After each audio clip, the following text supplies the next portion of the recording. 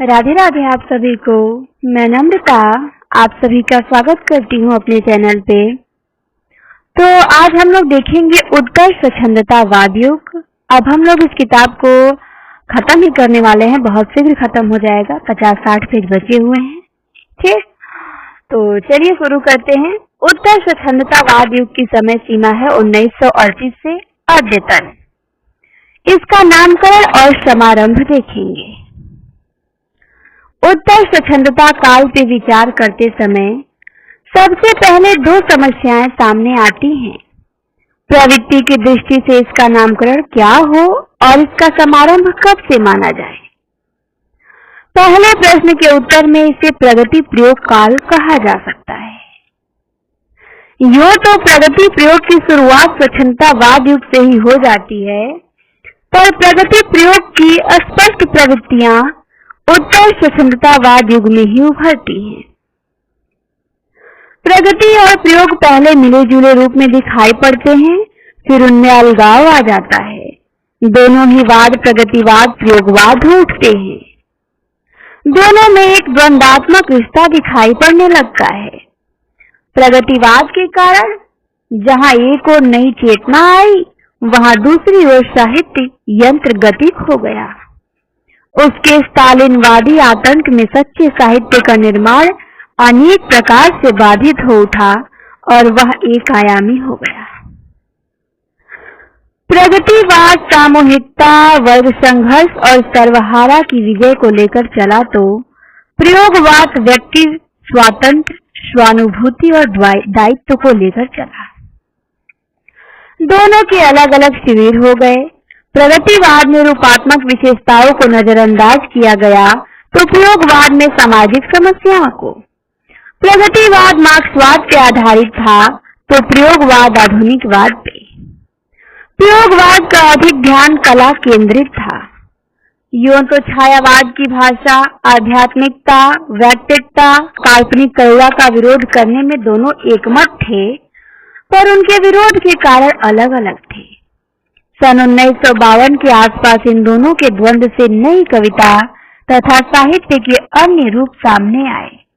अतः छठे दशक और उसके बाद की रचनाओं को उनके द्वंद्वों का उत्पादन समझना चाहिए। यह आकस्मिक नहीं है कि सन 1936 में प्रकाशित अपने काव्य संग्रह का नाम युगांतर रख के पंत ने एक युग के अंत की घोषणा कर दी। सन 1935 में कमायनी, तो ध्यान देना है, बहुत लोग कमायनी के प्रकाशन वर्ष में कंफ्यूजन हो जाते हैं, तो इसका कमायनी का प्रकाशन वर्ष 35 है। 35 में कमायनी प्रकाशित हो चुका था और सन 1935 में सरोज स्मृति भी लिखी गई। सन 1936 में राम की शक्ति पूजा और सन 1936 में ही प्रेमचंद का गोदान भी छपा। ये सभी पुस्तकें और कविताएं स्वच्छंदतावाद के उच्चतम शिखर थे। सन 1936 में प्रेमचंद और 1937 में प्रसाद दिवंगत हो गए। तो ये ध्यान देना है, प्रेमचंद की मृत्यु 36 में हुई, जो पूछा जा चुका है, और प्रसाद जी की पूछा जा सकता है, तो इनकी मृत्यु 1937 में हुई थी। निराला और पंत ने अपना मार्ग बदल दिया था। 1938 में निराला की अनामिका का प्रकाशन हुआ। दूसरा संस्करण इसका आया था 38 में, पहला तो 23 में ही आया था। सन 1939 में प्रकाशित प्रेम संगीत कविता स्पष्टतः रोमांस विरोधी है। छायावादी कवियों को 1936 के आसपास एहसास हो गया था कि छायावाद को जो कुछ करना था कर चुका है। अतः नई ऐतिहासिक आवश्यकताओं के फलस्वरूप उन्हें नई काव्य वस्तु और नए रूपान्वेषण की आवश्यकता हुई। इस दौर में राष्ट्रीय आंदोलन अपनी सफलता असफलताओं के बीच गुजर रहा था। कांग्रेस को नई दिशा देने के लिए सन 1934 में समाजवादी दल की स्थापना हुई। इसके नेता थे आचार्य नरेंद्र देव, जयप्रकाश नारायण और राम मनोहर लोहिया। जवाहरलाल नेहरू इसके प्रबल समर्थक थे। सन 1936 में प्रगतिशील लेखक संघ की स्थापना हुई। ये ध्यान देना है कि 36 में प्रगतिशील लेखक संघ की स्थापना हुई, पूछता है। और उसी वर्ष उसके वार्षिक अधिवेशन के सभापति हुए प्रेमचंद। तो उसके सभापति कौन हुए? प्रेमचंद हुए। उसी वर्ष कांग्रेस के अध्यक्ष पद से बोलते हुए जवाहरलाल नेहरू ने समाजवाद का खुला समर्थन किया। संयोग है कि दोनों अधिवेशन लखनऊ में ही हुए। प्रगतिशील लेखक संघ का अधिवेशन लखनऊ में हुआ 36 में, जिनकी अध्यक्षता प्रेमचंद ने की। सन 1943 में तालसप्तक के प्रकाशन के साथ अपने आरंभिक रूप में प्रयोगवाद का भी आगमन हो चुका था। फिर दोनों के मध्य लंबा संघर्ष चला। इसी बीच गांधी जी की नीतियों से कुछ लोगों को ऊब होने लगी। कम्युनिस्ट पार्टी तो उनके विरुद्ध थी ही, अतः कुछ कवि प्रलय की पदावली में क्रांति गीत गाने और कुछ अपने व्यक्तिगत दुख की काव्य अभिव्यक्ति करने लगे। सन 1947 में देश स्वतंत्र हो गया। स्वतंत्रता के साथ ही देश को विभाजन, सांप्रदायिक दंगों और गांधी जी की हत्या के उपहार भी मिले। इसका प्रभाव साहित्य पे पड़ा। 1962 में चीनी आक्रमण के कारण अपने ही आदर्शों और नीतियों के प्रति देश का मोह भंग हो गया। मोह भंग की इन स्थितियों से लेखकीय मानस बुरी तरह प्रभावित हुआ। अस्तित्ववादी दर्शन ने कोढ़ में खाज का काम किया। माकपा के अस्तित्व में आने पर उसने भी जनवादी लेखक संघ का एक सांस्कृतिक मोर्चा खोला। इस तरह एक बार फिर साहित्य में स्टालिनवाद का प्रवेश हुआ। लेकिन अब हिंदी साहित्य दलीय राजनीति के ऊपर जा चुका था। इसका यदि कुछ प्रभाव पड़ा भी तो वह नकारात्मक था। इधर पूर्वी यूरोप के जनतांत्रिक आंदोलन और मिखाइल गोर्बाचेव के पेरिस्त्रोइका और ग्लासनोस्ट ने समाजवादी विचारधारा की अर्थनीति और व्यक्ति स्वातंत्र्य में जिस व्यापकता और उदारता का सन्निवेश किया है, उससे साहित्य और कला को नई दिशा मिली है। प्रगतिशील चिंतन में एक स्वस्थ आयाम जुड़ा है। यथार्थवाद को लेकर भी बहुत बहसें हुई। यह मार्क्सवादी चिंतन की देन है। पश्चिम के मार्क्सवादियों ने इसे उपन्यासों में देखा। लुकाच का औपन्यासिक चिंतन इसी पर आधारित है। पर हिंदी के यथार्थवाद के सिद्धांतों को कविता में भी खोजा जाने लगा। पश्चिम में जिस जादू यथार्थवाद की कल्पना की गई, वह हिंदी के कथा साहित्य में भी मिलता है। इससे काव्यलोचन दुर्दशाग्रस्त हो उठा। पाब्लो नेरुदा कविता को यथार्थ विरोधी कहता है। प्रगति प्रयोग की दोनों विरोधी प्रवृत्तियों ने लोक भाषा की निकटता प्राप्त करने की कोशिश की। उपयुक्त परिस्थितियों को दृष्टि में रखते हुए इस काल के साहित्य को निम्नलिखित प्रवृत्तियों में बांटा जा सकता है। पहला है प्रगति प्रयोग का पूर्वाभास, जिसमें वैयक्तिक, विप्लववादी और गांधीवादी रचनाएं हुई। दूसरा है प्रगतिवाद, तीसरा है प्रयोगवाद से नई कविता तक, और चौथा है मोहभंग विकारग्रस्त प्रवृत्तियां, पांचवा है जनवादी आंदोलन और छठवां है साहित्य की नई दिशाएं। अब आता है काव्यखंड। तो उत्तर स्वच्छंदतावाद में हम काव्यखंड को देखेंगे कि काव्यखंड की स्थिति क्या थी। जैसा पहले कहा जा चुका है कि प्रगति प्रयोग का जन्म छायावादी कविता की कुक्षी से ही होता है। निराला की कविताओं में इनके बहुत सारे उदाहरण मिल जाएंगे, किंतु 1936 तक की कविताओं पर प्रायः दार्शनिकता का रंग चढ़ा हुआ है। छायावादी काव्य में ही कुछ ऐसी प्रवृत्तियां उभर रही थी जो छायावाद की वायव्यता और उस पार से मुक्त होकर ठोस अनुभव के धरातल पे इस पार की रचना कर रहे थे। इसकी अगुवाई बच्चन ने की थी। बच्चन मतलब हरिवंश राय बच्चन।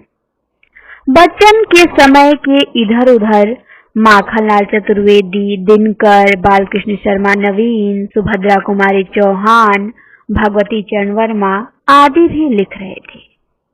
इन लोगों की रचनाओं में वह युग प्रतिफलित होता दिख पड़ता है। 1930 से 33 का स्वतंत्रता आंदोलन प्रखर हो उठा। क्रांतिकारियों की धरपकड़ और उन्हें फांसी के फंदे पर लटकाया जाना कवियों की फक्कड़ाना मस्ती क्रांतिकारी आंदोलन की देन है, तो निराशा, भाग्यवाद आदि सत्याग्रह आंदोलन की प्रतिध्वनि। फिर भी गांधीवाद का स्वर मंद नहीं था। तो हम देखेंगे कार्यखंड में सबसे पहले हरिवंश राय बच्चन को। इनका जन्म हुआ था 1960 में। बच्चन ने छायावाद काल में ही लिखना आरंभ किया था और अभी हाल तक वे लिखते रहे हैं। उनके काव्य विकास को मधु काव्य, सबसे पहले वो मधु काव्य लिखे, फिर विषाद काव्य, फिर प्रणय काव्य, फिर राजनीतिक सामाजिक काव्य की श्रेणियों में विभाजित किया जा सकता है। मधु काव्य के अंतर्गत उन्होंने लिखा मधुशाला, मधुबाला, मधुकलश। उनकी मधुशाला सन 1935 में छपी, किंतु यह 1933 में ही लिखी जा चुकी थी। इसी वर्ष उन्होंने इसे काशी हिंदू विश्वविद्यालय के एक कवि सम्मेलन में सुनाया था। तो डेट हमें वही याद करना है जब प्रकाशित हुई थी, तो 35 पे ध्यान देना है, ठीक। पर लिखी जा चुकी थी 33 में ही ये। इसको ये काशी हिंदू विश्वविद्यालय के कवि सम्मेलन में सुनाए थे 33 में।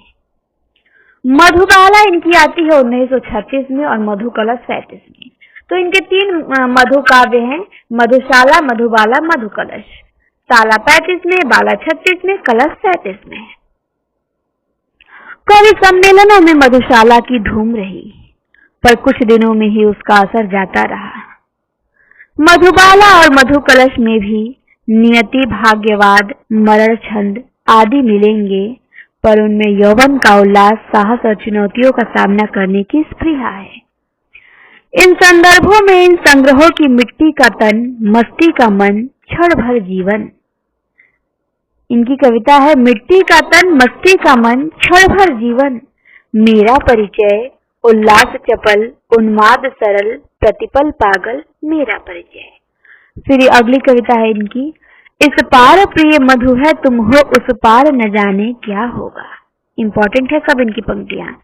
फिर एक और है इनकी, बड़ी फेमस है ये भी, कि है आज भरा जीवन मुझ में, है आज भरी मेरी गागर। तो सबसे प्रिय इस पार प्रिय मधु है तुम हो, उस पार न जाने क्या होगा, ये भी है। फिर ये भी है कि है आज भरा जीवन मुझ में, है आज भरी मेरी गागर, तीर पर कैसे रुकूं मैं, आज लहरों का निमंत्रण। द्रष्टव्य है कि एक ओर वह अकेला है तो दूसरी ओर उस सब के साथ स्तंभ के पार झिलमिलाती लौ की ओर जाने का प्रयास। सहसा पत्नी की अकाल मृत्यु के कारण वह बिल्कुल अकेला हो जाता है। उसका कंठ विषाद राग में फूट पड़ता है। तो विषाद उनके काव्य कौन कौन से हैं? हरिवंश राय बच्चन के मधु काव्य तो हमने देखा 3 थे। तो विषाद काव्य है निशा निमंत्रण 38 में आता है, एकांत संगीत 39 में, आकुल अंतर 43 में। फिर है विषाद राग के गीत संग्रह है, निशा निमंत्रण, एकांत संगीत और आकुल अंतर, ये उनके विषाद काव्य हैं। जीवनोल्लास से भरा गागर रीत जाती है, ये खाली शोक गीत है। एक सीमित फलक पर उरेहे गए वेदना विगलित चित्र अनुभूति की गहनता और सघन रागमयता के कारण अप्रतिम बन पड़े हैं। इन तीनों की वेदना का सघनतम रूप निशा निमंत्रण है। निशा निमंत्रण में उजड़े हुए नीड़ की व्यथा कथा है। आरंभ में ही कवि कहता है, हो जाए न पथ में रात कहीं, मंजिल भी तो है दूर नहीं। यह सोच थका दिन का पंछी भी जल्दी जल्दी चलता है। बच्चे प्रत्याशा में होंगे, नीड़ों से झांक रहे होंगे। यह ध्यान परों में चिड़ियों के भरता कितनी चंचलता है। मुझसे मिलने को कौन विकल, मैं हूँ किसके हित चंचल। चिड़ियों की नीड़ यात्रा को देखते हुए वह अपना भग्न नीड़ देखता है। बच्चों की याद से चिड़ियों के डैने गतिशील हो उठते हैं, किंतु जब घर ही नहीं तो गतिशील होने का प्रश्न ही नहीं उठता। यह नीड़ दूसरों के छंदों में भी है। अंतरिक्ष में आकुल आतुर, कभी इधर उड़ कभी उधर उड़, पंथ नीड़ का खोज रहा है, बिछड़ा पंछी एक अकेला। पक्षियों की आकुलता कवि की ही आकुलता है। नंगे डालों पर कांपते हुए नीड़ों को देखकर उसकी मानवीय संवेदना मुखर हो उठती है और कहता है, मत देख नजर लग जाएगी, यह चिड़ियों का सुखदाम सखे। अनुभूति की सघनता करुण होने पे और सघन हो जाती है। कविता अनुभूति जन्य होती है, बुद्धि जन्य नहीं। कहते हैं कि मुझ में है देवत्व जहां पर, झुक जाएगा लोक वहां पर न मिलेंगे मेरी दुर्बलता को दुलारने वाले। दुर्बलता को दुलारने वाली मानवता दुर्लभ है। मुक्तिबोध का कहना है कि बच्चन का निशा निमंत्रण अत्याधुनिक इसलिए है कि उसमें जितनी उत्तमता से यथार्थ के प्रति भावात्मक रिश्ते का दिग्दर्शन कराया गया है वह हिंदी साहित्य जगत में दुर्लभ है। ये कथन मुक्तिबोध कहते हैं इनकी हरिवंश राय बच्चन के बारे में निशा निमंत्रण के लिए। उनका कहना है कि महादेवी ने दुखवाद को धर्म कल्ट बना लिया जो वास्तविक न होके कल्पना जन्य है। बच्चन में दूसरों को रुला सकने की अपूर्व क्षमता है। एकांत संगीत में अकेलापन, प्रश्नाकुल मन और आत्मनिष्ठा से संबंध गीत है। वह अपने एकांत और व्याकुलता के सामने घुटने नहीं टेकता बल्कि उनसे उबरने का संकल्प लेता है। कितना अकेला आज मैं के साथ वह प्रश्न उठाता है, किसके लिए पूछता पाता न उत्तर आदि। इसी के साथ वह यह भी कहता है, छतशीस मगर नतशीस नहीं। आस्था परक अन्य गीत भी हैं। अग्निपथ अग्निपथ अग्निपथ, तो ये ध्यान देना है, अग्निपथ अग्निपथ अग्निपथ, ये पंक्ति हरिवंश राय बच्चन की है। और प्रार्थना मत कर मत कर मत कर। जीवन में बहुत कुछ नष्ट हो जाने पर कुछ शेष रह जाता है। कहते हैं कि जीवन में जो कुछ बचता है उसका भी है कुछ आकर्षण। सतरंगिनी, मिलन यामिनी और प्रलय पत्रिका में कवि के विकास की तीसरी मंजिल देखी जा सकती है। उसमें एक मानसिक परिवर्तन होता है। सतरंगिनी में वह कहता है, जो बीत गई सो बात गई। हरिवंश राय बच्चन सतरंगिनी में कहते हैं कि जो बीत गई सो बात गई। फिर है नीड़ का निर्माण फिर है अंधेरी रात पर दिवा जलाना कब मना है। मिलन यामिनी और प्रलय पत्रिका में श्रृंगार प्रधान मिलन गीत है। चौथे चरण में सामान्यतः उनकी सामाजिक राजनीतिक कविताएं संग्रहित हैं। इस कालावधि में उनके अनेक संग्रह प्रकाशित हुए जिनमें गांव के गीतों की लय और सौंधी गंध है। कुछ रचनाओं में नए मिथकों के सृजन का प्रयास भी है, जैसे उनका बंगाल का अकाल है, खादी के फूल है, सूत की माला है, धार के इधर उधर, आरती और अंगारे, बुद्ध और नाच घर, त्रिभंगिमा, चार खेमे 64 खूटे, दो चट्टाने, जाल समेटा आदि उनकी ऐसी रचनाएं हैं। जाल समेटा के साथ उन्होंने वस्तुतः लेखन का जाल समेट लिया। निशा निमंत्रण उनका सर्वश्रेष्ठ काव्य है। अनुभूति की ऐसी तीव्रता, छंद की सुघड़ता, गेयता, भाषा की सरसता फिर नहीं दिखाई पड़ी। अब उनकी हम देखेंगे विप्लव, गांधीवाद और प्रलय की रचनाएं। महात्मा गांधी के सत्याग्रह आंदोलन से पहले ही क्रांतिकारी आंदोलन की चिंगारी सुलग चुकी थी।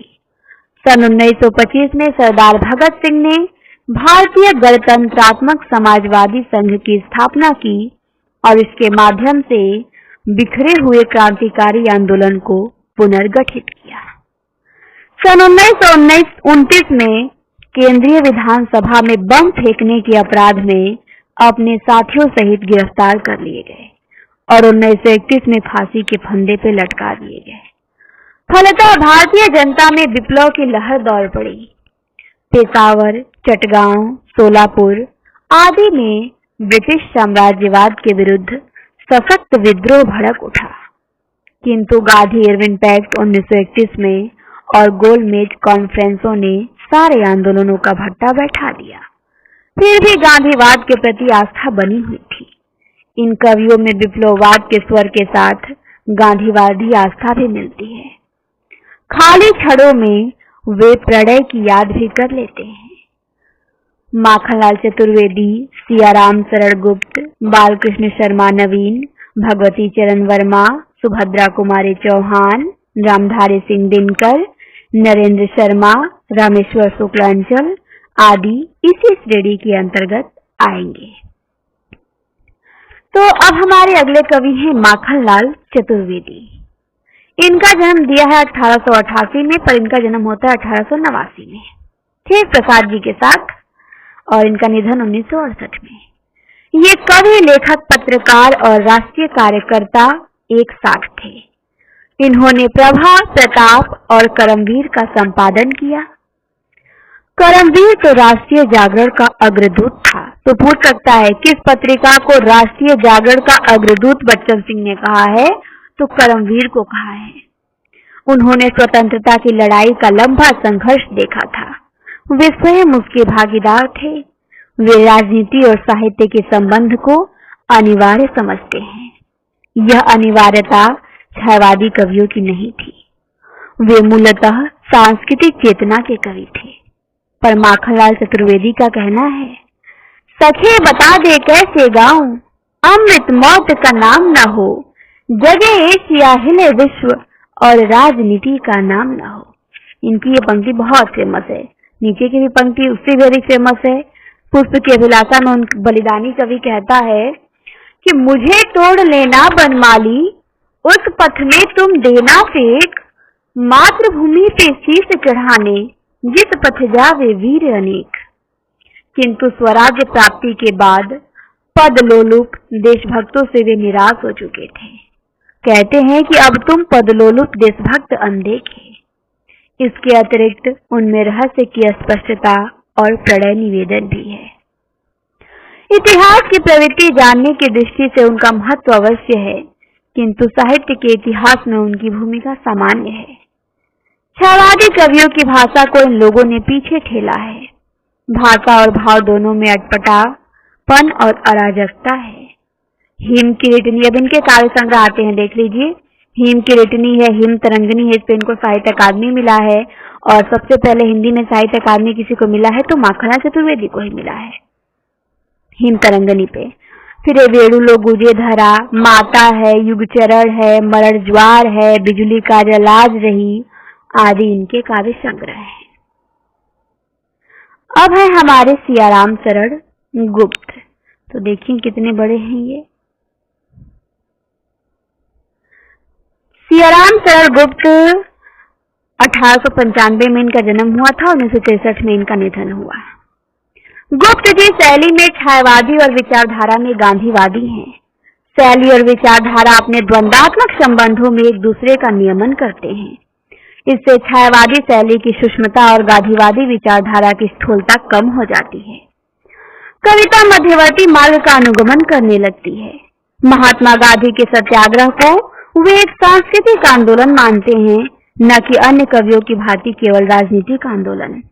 इसलिए स्वाभाविक है कि वे अपने अग्रज मैथिली शरण गुप्त के मर्यादावाद से भिन्न सूक्ष्म नैतिकता बोध का मार्ग अपनाते हैं।